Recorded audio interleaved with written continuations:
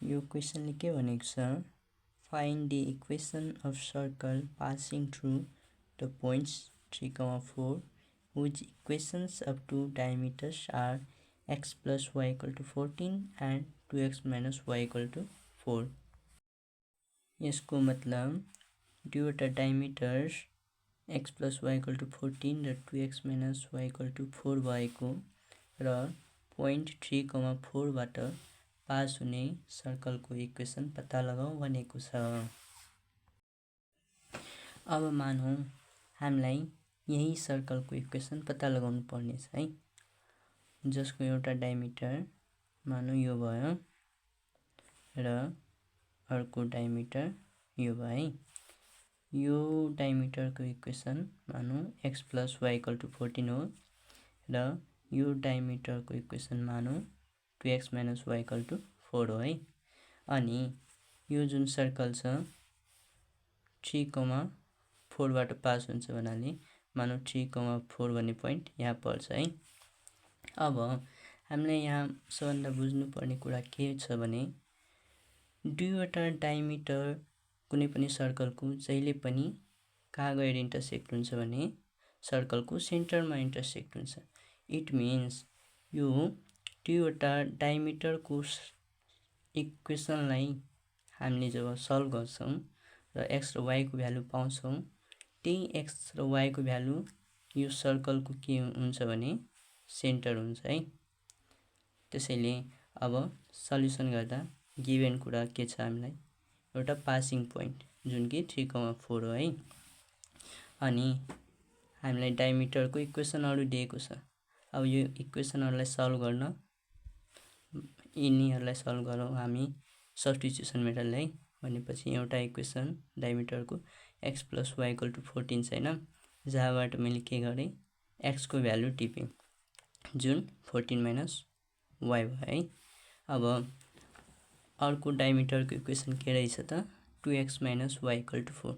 यो इक्वेसनमा हामीले के गर्ने, यो x को भ्यालु इक्वेसन 1 मा भएको x को भ्यालु अब यो इक्वेसनमा हाल्छु है।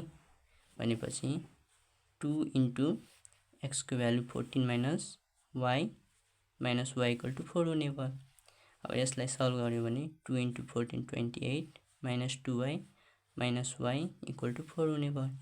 अब 28 minus 3y equal to 4। अब यो 4 लाई यो साइड ल्याए, यो minus 3y लाई त्यो साइड लाग्दा plus 3y भयो है। भनेपछि 28 minus 4 24 equal to 3y। यहाँबाट हामीले y को भ्यालु कति पाउँछ त 8 पाउँछ है।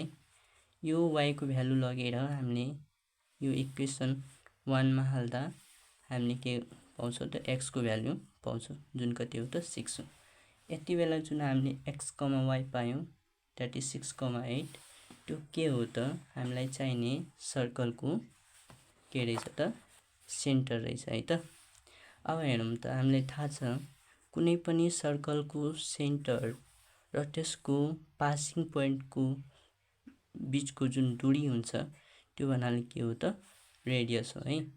भनेपछि अब हामीले यो पोइन्ट र यो पोइन्ट बीचको डिस्टेन्स फर्मुला लगाएर के गर्छौं त डिस्टेन्स निस्काउँछौं।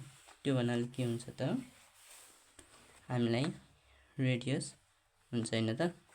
भनेपछि हेरौं त यो पोइन्ट एकदम बुझ्नु पर्ने कुरा थियो, त्यही मैले लेखेको छु।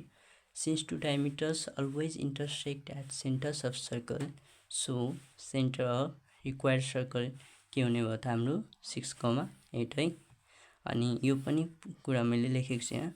Since distance between the center of a circle and a point at circumference is equal to its radius हैन त।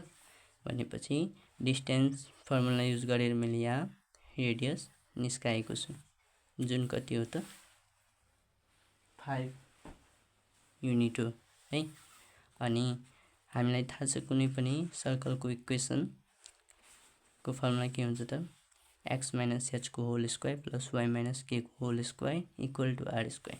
भनेपछि हामीलाई चाहिने सर्कलको सेन्टर पनि थाहा भयो र त्यसको रेडियस पनि थाहा भयो। भनेपछि अब यो फर्मुलामा हामीले एच को के को र आर को भ्यालु हाल्छौँ भने हामीलाई चाहिने सर्कलको इक्वेसन थाहा हुन्छ। भनेपछि एच को भ्यालु कति हो त 6, के को भ्यालु 8 र रेडियसको भ्यालु 5 हो।